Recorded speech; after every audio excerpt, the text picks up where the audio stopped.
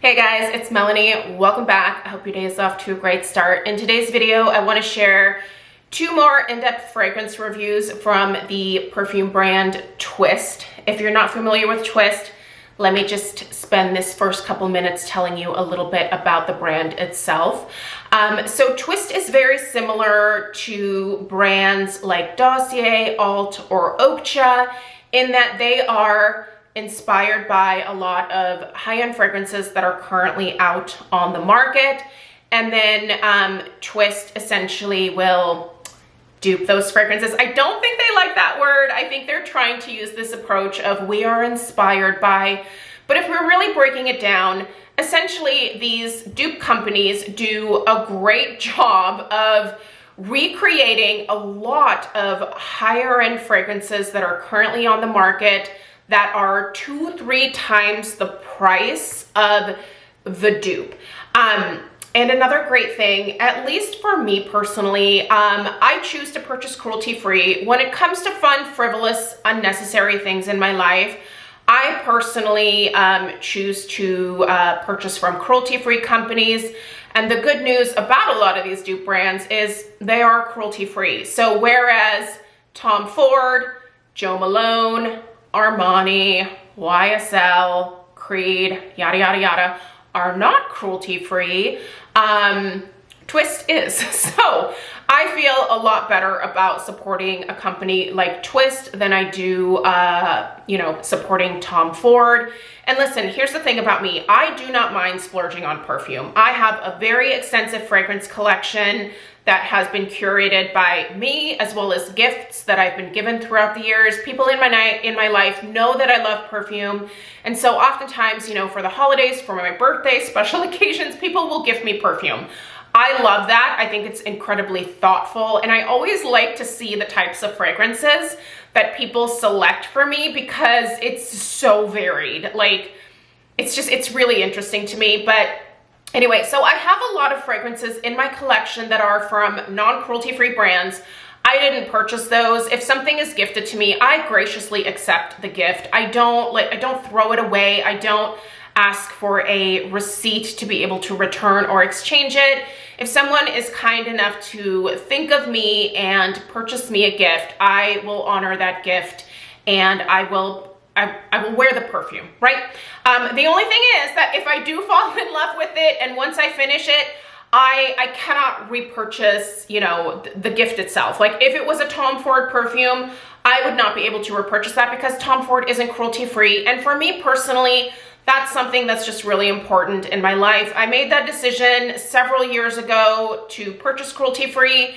And honestly, it has helped me feel a lot better about supporting the brands that I do, to know that they are not utilizing any of those funds that I'm giving them to, fund animal testing, to be able to sell in markets that unfortunately still require it. I'm really hopeful that at some point in the future we can get rid of animal testing.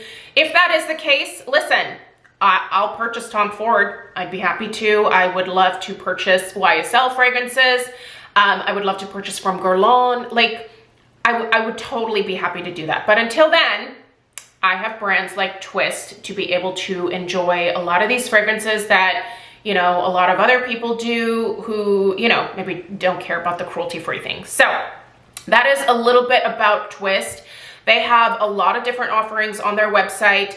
They do have free shipping at $40 or over, and that also includes free return shipping. If you do not like the fragrance, you can send it back and you will not pay for return shipping. So I feel like that makes this a really kind of easy brand in that they make it easy for you to send back whatever you don't like. So Twist is available through their own website, but they also sell over on Amazon. So I will have the brand tagged or linked in the description box, both at their website as well as Amazon. I don't have a discount code or anything, but they were nice enough to reach out to me and they sent me the 4 bottles that I have now reviewed for you guys. In today's video, I have a dupe for you from YSL and I have a dupe for you from, what's the other one? Oh, Tom Ford. So anyway, we are going to go ahead and dig into both of these perfumes today. go read up a little bit more about Twist on their website if you are interested. I really appreciate them reaching out and offering to send me a few of their fragrances so that I could share my thoughts with you guys. I really, truly am impressed by the overall performance of these fragrances. And I think the scents themselves, they're pretty spot on. There's definitely some differences in a couple of these, but for the most part, the differences are pretty slight.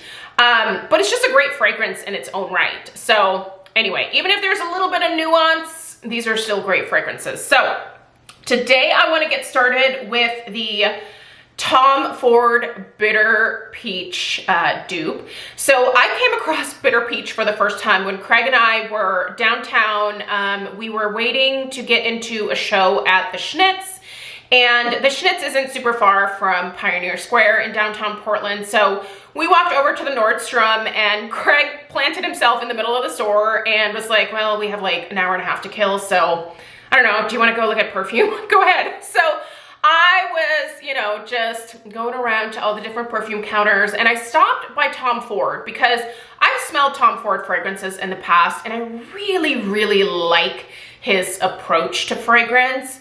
So I just decided to entertain the sales associate that was there. She was kind of bored, and she was like, do you want to smell through perfumes with me? And I was like, sure, great. Just so you know, I shop cruelty-free, so I'm not gonna buy any of these from you. And she was like, oh, it's totally fine, I get it, let's just sniff through them. So anyway, we had a good old time smelling some Tom Ford fragrances, and the one that caught my nose the most was the Bitter Peach. You guys, I fell in love with Bitter Peach. In fact, she sprayed some on my wrist, and the entire show, I was sitting there doing this. I was smelling myself because I think I smelled like $1 million. Now, Bitter Peach is not going to be the fragrance for everybody. It's a little heavy. It's got some interesting kind of, I would say, like almost smoky type accents to it. It's an incredible fragrance. Definitely go check out the real thing. But I tell you what, I think this dupe right here is the closest that I have had to the original. So let's dive in. Okay, so the fragrance notes at the top of what they're calling Styrax number 49. I don't know what a Styrax is. I should have probably looked that up. Maybe I'll put a little definition here, but Styrax number 49 is the dupe for Tom Ford Bitter Peach. The top notes are orange, peach, and cardamom. The mid notes are cognac, rum, jasmine, and Davana. And the base is cashmeran, sandalwood, patchouli, and tonka. I think the reason that this fragrance speaks to me so much is that it has one of the most beautiful patchouli notes that I think I've ever smelled in a high-end fragrance. Listen, patchouli can go one of two ways for me. It can either go beautiful, sophisticated, fancy lady patchouli, really perfumey patchouli, or it can go to the opposite end of like dirty, earthy, dirty hippie patchouli, right? Like we all know there's two different types of patchouli. I am not with the dirty hippie patchouli, not my vibe. But if you give me a fancy lady patchouli, I am here for it. And the patchouli in here, you guys, oh, it's so good. Okay, so let's go ahead and check out the atomizer because I think this is one of my favorite parts of this particular brand. This atomizer is fabulous, you guys. All right, so Styrax number 49, let's do it. Did you see that mist? Let's do it again. I kind of almost don't want to do it again because this one is so potent. Listen, with a lot of these fragrances, I say go ahead and douse yourself. Do not douse yourself with Bitter Peach. It is intense. So I'm not going to do another spray. Sorry. This is a lot. Like one spray of this, you are set for several hours, I tell you what. Oh, listen, the peach here is such a deep, dark peach. I feel like, you know, a lot of times when it comes to cherry fragrances, you can think like deep, dark, seductive, right? You don't normally think that with peach, but this is a deep, dark peach here. And I think it's the patchouli that brings in a lot of that depth, but you smell a little bit of that sweetness from the peach for sure. But I wouldn't consider this a sweet fragrance at all. This is it's a heavier, slightly smokier. You can a little bit smell the boozy notes of the cognac and the rum in here, but I don't think it's overwhelming. I typically don't like the boozy notes myself, but they are very palatable in this specific fragrance. Really, really nice. The orange, I do think there is just a touch of like a nice citrus in here. I smell the cardamom. The cardamom, again, is adding a lot of depth and a little bit of spice to this one, but it's not overly spicy. I smell that gorgeous jasmine. I don't smell Davana in here. I do smell kind of a like sandalwood cashmere combo. I think that the sandalwood kind of helps to tone down a little bit of the heaviness from some of these other fragrance notes, specifically probably the cognac, the rum, and the patchouli. There's a little bit of a musk as well, but it's not an overly musky type of fragrance, if that makes sense. And then the tonka. Gorgeous, gorgeous tonka bean. So it's, to me, tonka comes across as a heavy, unsweetened, almost vanilla type note, and I really do get that in this one, and it's beautiful, you guys. I think this is the most spot on dupe, like I said, and I have the dupe from Alt as well. I like the Alt one, but I ended up actually giving that one away. I had a girlfriend that came over and was sniffing through some of my perfume, and she really like connected with the Alt version. So I was like, take it. If you really like it, that's totally fine. I can order a dupe from another brand. And luckily, these guys reached out. So now I have the Bitter Peach back in my life. And again, this one is the most spot on to the original, more so than I would say the Alt was. Now, the wear time, you guys. This is, I think, where, again, I'm most impressed with this brand overall. These fragrances last. These fragrances are developed by master perfumers. And I don't know what kind of, you know, magic they're putting into these bottles, but these fragrances stay put on my skin for hours. I do not feel like I am tempted to re-up these for at least, I would say, 6 to 7 hours after applying. They are potent. They are potent. Now, I don't know if that has to do with the types of scents that I selected in terms of the ones that I was interested in reviewing, but they will last on my skin for a very long time. The overall projection is pretty intense with the more potent fragrances. So again, do not over apply. One spritz of this gets me through the vast majority of the day. I might reapply during the evening hours, but this is one of those fragrances that just lingers, and I freaking love that.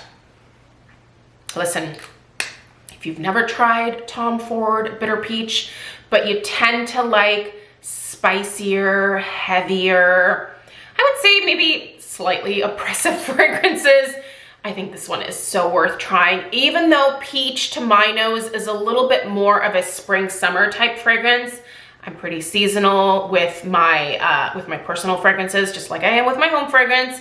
So a lot of times I will leave these sweeter, I guess maybe more like summery type fragrance note perfumes to, you know, the spring and summer months. But this one here, the peach it's just not a summery peach. This is not light, this is not airy, this is a little heavier, and you really want to make sure that you're good with the cognac and the rum in this one. And if you are, you have a massive bottle of perfume here. By the way, the price point for these is wild given the size. This is 3.4 fluid ounces, and they range in price from around like $35 to like $45, I think it was. So super affordable. The last time that I checked, they were doing a 20% off sale as well. So I think the price point of these is more than fair given the overall performance. So this one here, I'm telling you, you gotta try it. It is so, so good. All right, lastly, we are going to dig into the addicted number 3, which is the dupe for YSL Black Opium. Before we get into the fragrance notes here, because I do think there is one key difference in this fragrance from the original that may affect whether you want to pick this one up or not. But before we get into that, I have to let you guys know this dupe fragrance here has become my most complimented fragrance by my husband, Craig.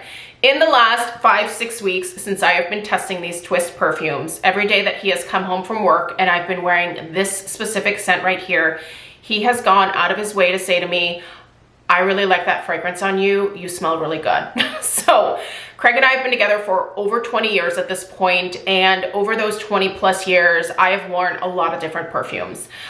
Me wearing perfume is not a special occasion thing. I do it every single day. And so with that, I guess maybe Craig has become a little bit numb to me smelling like $1,000,000. Not that he doesn't appreciate it, but he just doesn't really notice a lot of fragrances anymore, right? Like it's just a normal part of the day for me to smell like something, right? But for him to go out of his way to say, I really like this specific fragrance on you, makes this kind of a special scent. So let's dig into the fragrance notes here. All right, so at the top, we have mandarin, pear sorbet, and pink pepper. In the middle, we have jasmine, orange blossom, and coffee. And at the base, we have the patchouli, the vanilla, and the cedarwood. This is a very sexy fragrance. This is a great date night scent, you guys. It does have a little bit of a spice to it, a little bit of a bite, but it also has some beautiful floral components as well. But the main thing that I think is missing from this twist version that is very noticeable to me in the original is the coffee note. I just do not smell coffee in this one at all, and I do specifically smell coffee in the OG Black Opium. So if you are specifically looking for that coffee note, I don't want you to be disappointed in this one.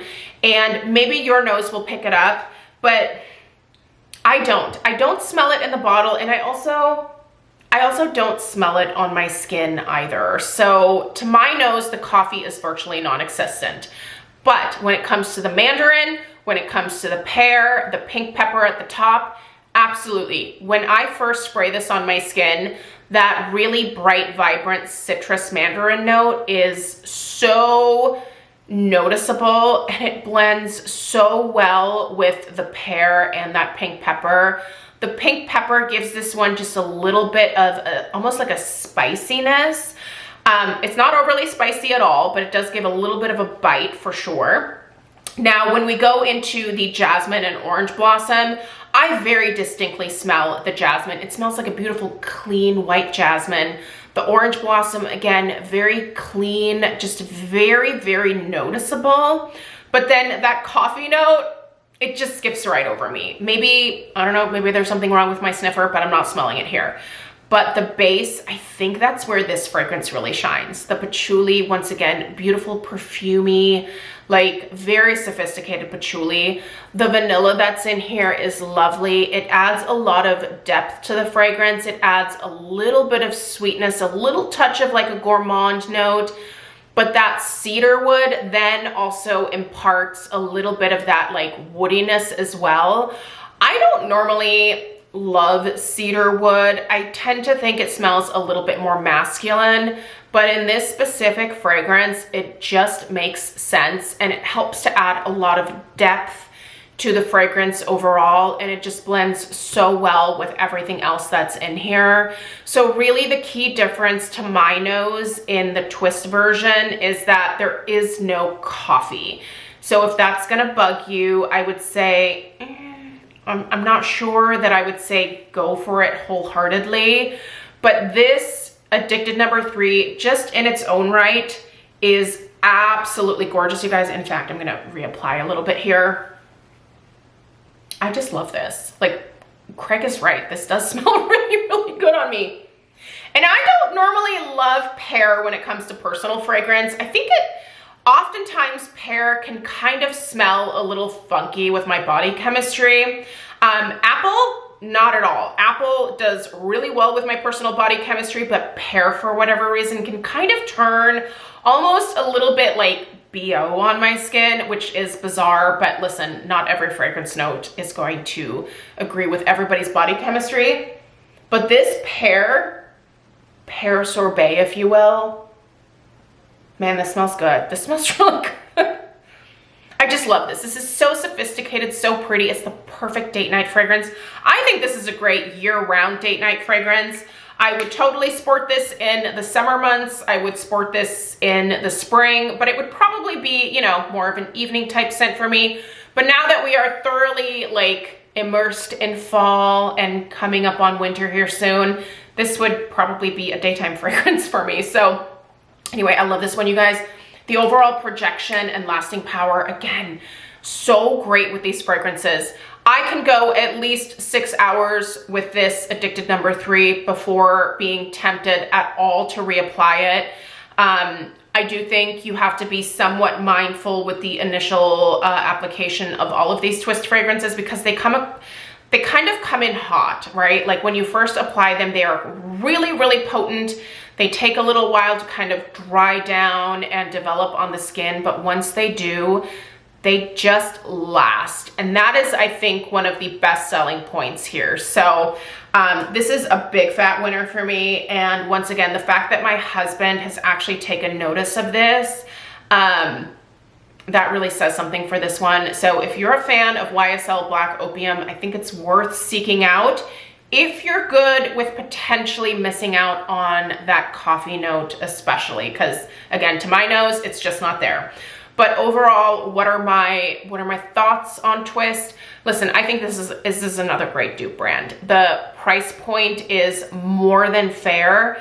These definitely are the largest bottles that I have come across from a lot of these dupe brands. Typically, you're getting a 1.7 fluid ounce or maybe a 2 ounce at most. Once again, 3.4 fluid ounces. And the bottles, they're a little generic. They're a nice glass bottle, don't get me wrong. They kind of remind me of the Le Labo. But, you know, the lids, they're plastic. They're not, you know, fabulous or anything. But also, like I said, these are between like $35 and $45, $50. So, I don't know. I don't mind a plastic lid for that. So, I really like this brand, you guys. I think they're worth checking out. If they happen to have a dupe that really speaks to you, I would feel very confident in ordering from them because they offer the free shipping over $40 and you can return any fragrance with free shipping if you don't like it. I feel like it's just kind of a safe bet. So if you're interested, I'll put the information in the description box down below. I really appreciate you guys being here. If you missed the first 2 reviews, again, I'll link that video in the description box. But I'm impressed. I'm really glad these guys reached out, and I would definitely recommend checking them out if you happen to be in the market for a new perfume and you would like to support a cruelty-free company, or maybe you just don't want to spend $150 on a 1 ounce bottle of perfume. It's completely understandable. Listen, I don't mind splurging. If I really love something, I'll splurge, but also if I can save some money, I can buy more perfume that way. So, all right, I appreciate you being here. Subscribe if you are new. Give this video a thumbs up if you found it helpful, and I will see you guys in the next one. Take care. Toodaloo.